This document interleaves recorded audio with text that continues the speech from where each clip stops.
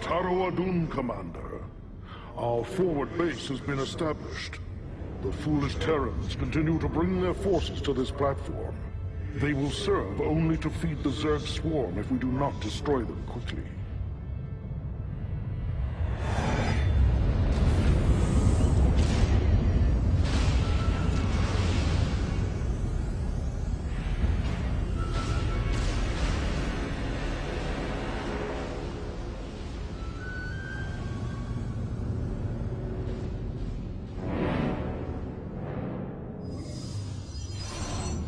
Ladies and gentlemen, we're now going to show you a demo of StarCraft 2. Before we begin today, I'd like to remind everybody this is a demo. This is still work in progress. We've got a lot of balance work ahead of us. Nothing you're going to see here today is final. We're going to begin today with these Protoss Zealots. This is a classic unit from the original StarCraft. You can see they're still armed with their powerful side blades, and they're still protected by a very tough personal body shield. By your will, Cassade Templari. In StarCraft 2, the Zealots also have a special charge ability. This allows the Zealot to close quickly with his enemies. We stand as one. The Zealot's charge makes him extremely dangerous against ranged defenders like these Marines.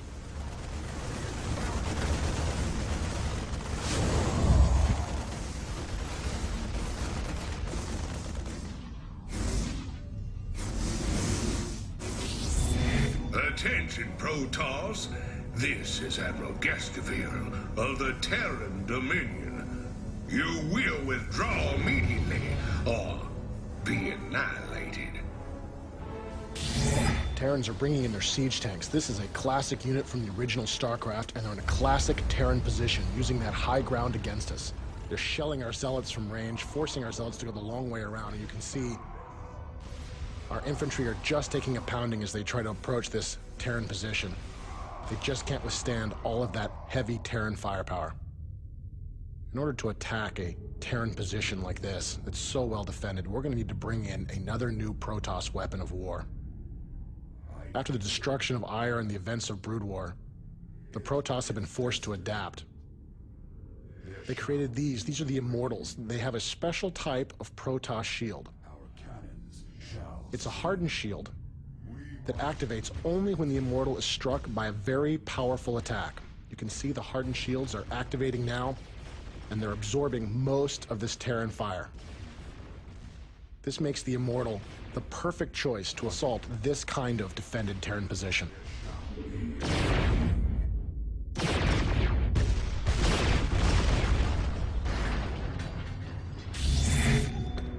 Reapers, move it!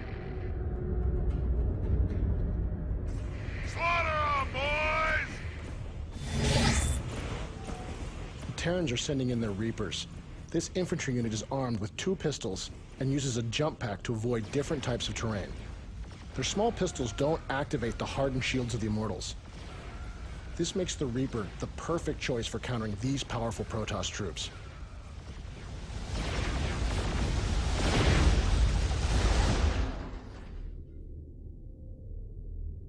This kind of fast, bloody raid is something the Reapers really excel at. You can see how powerful they can really be hunting down slow-moving units on the field of battle. In addition, the Reapers can use their jump packs to be very effective base raiders.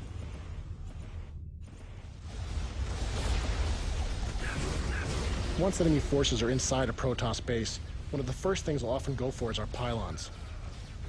And with our pylon down, our photon cannons go offline, making us vulnerable to continued attack. Fortunately, we have some new weapons. The Protoss can use the phase prism to create a power field anywhere they wish. You can see with our photon cannons back online, these Reapers have no choice but to run for cover.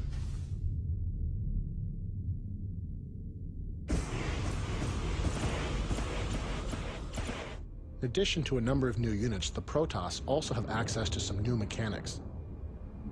Protoss can use Warp-In to teleport units anywhere they want into pylon power.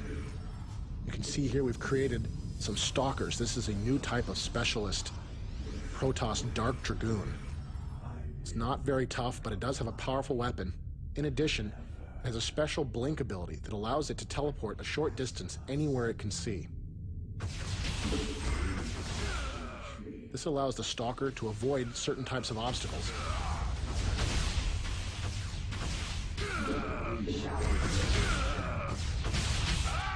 And it also makes the Stalker very potent at chasing down fleeing enemy forces.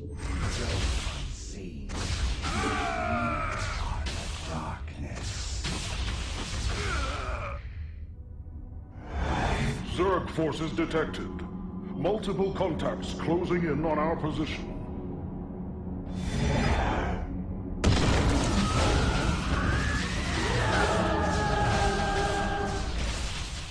The Zerg have arrived sooner than we expected. You can see they're using their Nidus worms here to create a beachhead, sending Zerglings against us. You'll also notice that we're using our Stalkers here to blink away from these Zerglings. This is an example of how a skilled player can use the Stalker's blink ability to great advantage. Unfortunately, there's simply too many Zerglings for our Stalkers to survive. In order to deal with a Zerg infestation of this magnitude, we're going to need to bring in some additional reinforcements. Now, we've shown you how you can use the phase prisms to create a power field anywhere you wish, as well as warp in.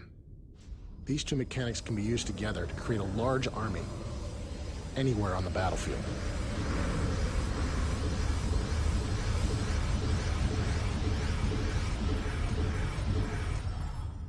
We are the blades of ire.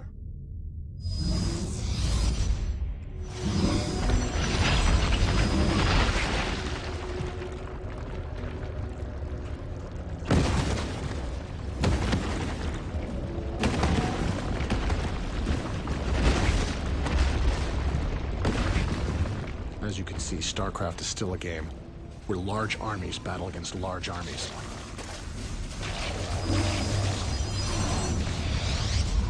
Our upgraded Zealots can hold the line here for a short time, but in order to really survive against this many Zerglings, we're going to need to bring in some additional firepower. These are the Colossus. They're powerful robotic units that can use their long legs to step up and down cliffs. In addition, they have a powerful beam that sweeps backwards and forwards, able to do large amounts of damage to small, swarming units like these Zerglings. This makes the Colossus the ideal support unit for this group of Zealots.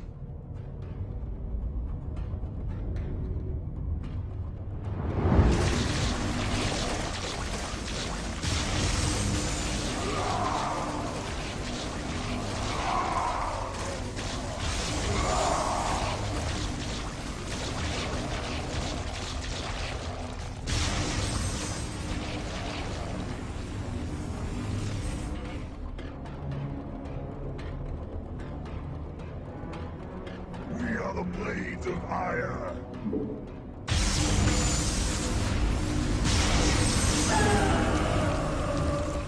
And while the Protoss have developed many new weapons, the Zerg have continued to evolve. These Zerglings are mutating into Banelings. These small, suicidal creatures are filled with explosive chemicals and corrosive acids. Makes the Banelings very potent against Zealots that have no defense, and even dangerous against the mighty Colossus. You can see our last Colossus here is forced to run, try to get to high ground in order to survive.